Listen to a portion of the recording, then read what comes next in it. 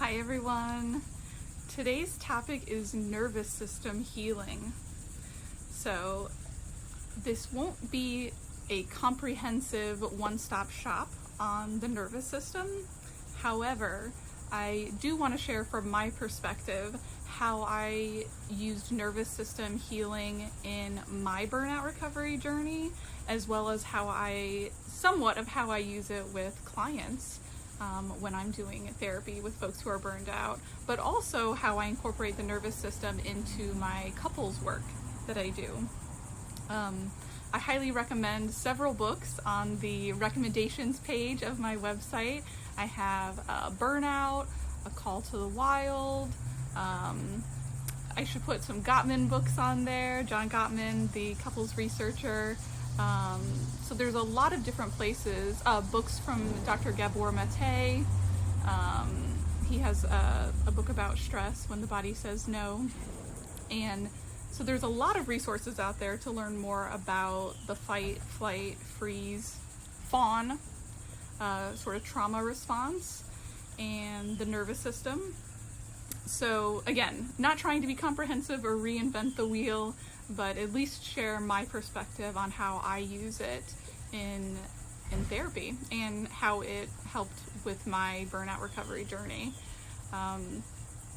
Particularly, I think one interesting piece too is I consider myself a highly sensitive person, an empath, an introvert. Those are not all the same things, but I do in fact fit the criteria or the description for all three of those, labels.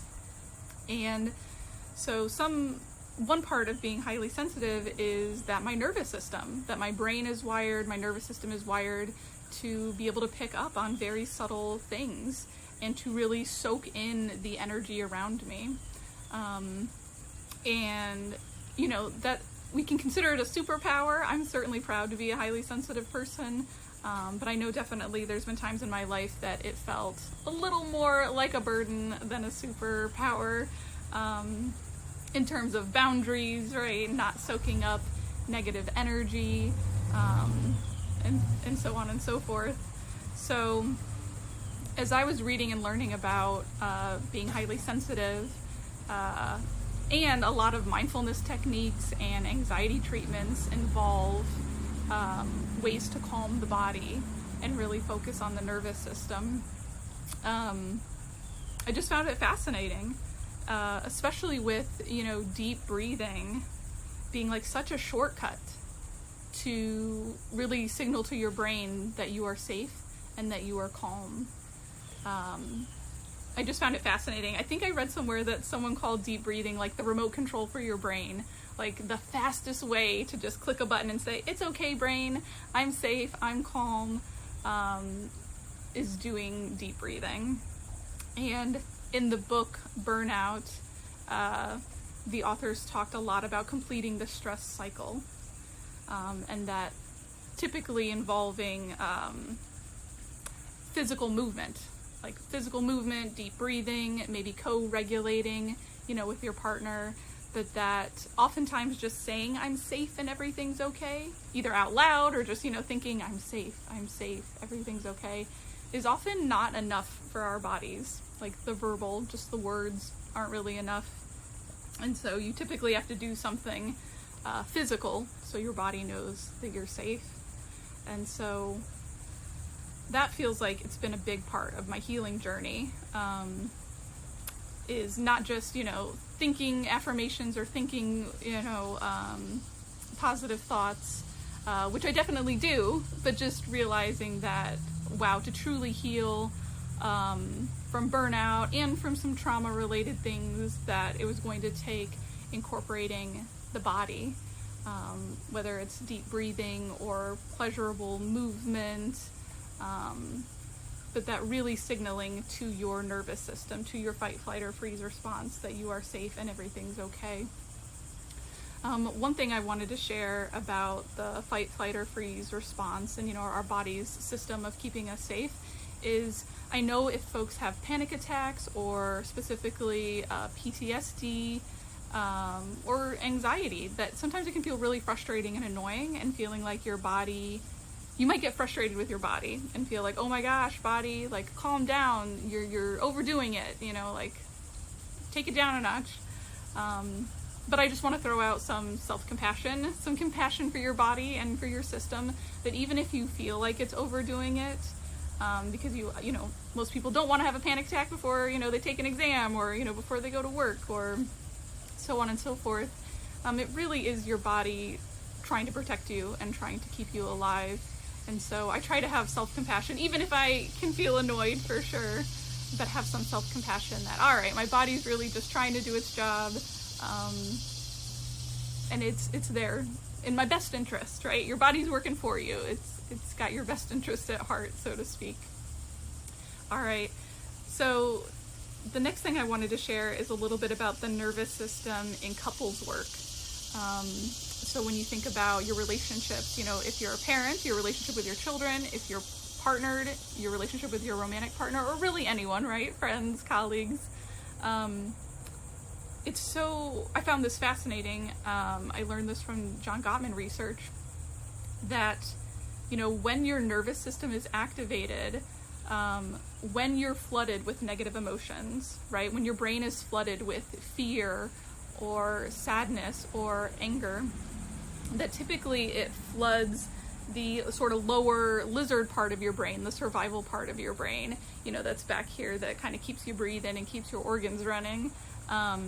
You get flooded with those negative emotions, and so you can go into the fight, flight, or freeze response of, you feel threatened, you feel scared, you're not sure if you should fight and yell, should you run away and get out of there, should you just shut down and freeze, and again, you do not consciously choose that, by the way. Your brain decides which of those avenues of fight, flight, or freeze that you are using to cope.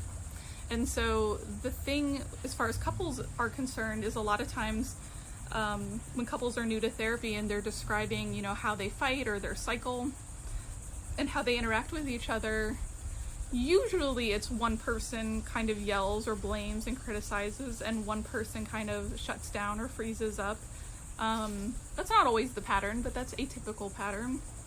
And again, the thing is, your body is interpreting your loved one being angry with you, disappointed with you, sad because of something you've done. If you have disappointed or hurt your partner, typically, especially if you love them and they really matter to you, it's registered in your brain as a threat. And your brain cannot tell the difference between physical pain and emotional pain. So if your partner criticizes you or, insults you, your brain can see that as a threat, and you can go into fight, flight, or freeze mode. And so one thing that I recommend to my couples that I see is, if you start to feel yourself getting flooded, and so you got to pay a little bit of attention to your body for sure, the physical sensations, where do you notice it in your body? It's really best to disengage with the other partner, to really take a break and do what you can to regulate your nervous system, to self-soothe, to go back to baseline. And typically that takes at least 20 minutes. It takes at least 20 minutes to get your nervous system calmed back to a baseline. And that won't happen if you are directly engaging with your partner. It won't happen if you do, you and your partner go into different rooms or what have you, and you sit there and you think about all the comebacks or the things you want to say, or, ooh, I'm going to bring this up, I'm going to bring this up, I'm going to remind them of this, I have this example. If you're organizing a plan of attack, that will not calm your nervous system. And so I do recommend when clients are getting upset with each other, to take a break, self-soothe, regulate at least 20 minutes, if not, a couple hours or a day. But then to come back when you both feel more regulated. Because, as I was saying, your brain gets flooded with those negative emotions, and what happens is that then there's not really a lot of blood or resources going to your prefrontal cortex. So right here, behind your forehead is where the higher level thinking part of your brain is, right? That's the part of your brain that helps control you being responsible, right? Being mature, or thinking through consequences, and really thinking like, oh, if I say this, it might hurt my partner, right? Or if this, then this. And so it just was fascinating to me when I first learned that your brain really gets flooded in just the survival, fight, fight, or freeze, and then you are not thinking about, I statements, or what's a mature, responsible thing to say, or how will my partner react to this, right? And so sometimes if you see on reality TV, people throwing chairs and really freaking out, it's probably because they're flooded and they're in survival mode and they're not in the, mature, responsible, thinking ahead part of their brain. And so there's really no point in interacting with your partner, because that's when you're going to say and do things you regret. And so it is really best to do that and recalibrate. And the key is to recalibrate. I know a lot of times folks would just be happy to separate and then just sweep it under the rug, right? Or forget about it and not come back and address it. But, then nothing gets solved. People don't feel more connected or happier or more respected or more loved, right? If we just kind of forget it and try to pretend like that didn't happen. All right. So I know that was, kind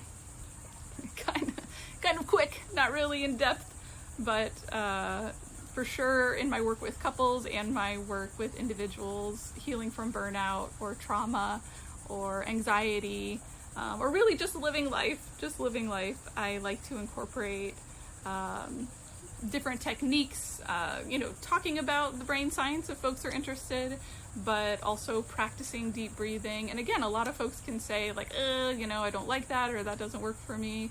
And so I'm always open to collaborating and figuring out what doesn't feel silly or what does actually feel like it works. Because we need our brain and our bodies to have a happy, healthy life. All right, take care, everyone.